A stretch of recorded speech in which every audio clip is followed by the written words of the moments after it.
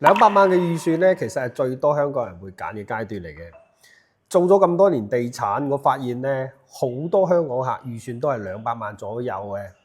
原因其實好簡單，進可攻，退可守。100萬可能太入門，300萬對於部分嘅退休人士嚟講咧又有壓力。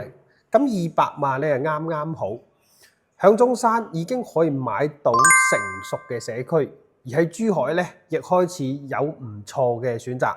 最重要係生活會舒服好多，附近有商業、有醫院、有生活配套，而且呢個預算階段咧，通常會開始進入真正適合長期居住嘅區域。所以點解我成日講咧，養老樓最重要唔係豪，係平衡，住得舒服、住得輕鬆、生活方便，其實已經贏咗㗎啦。記得關注KY。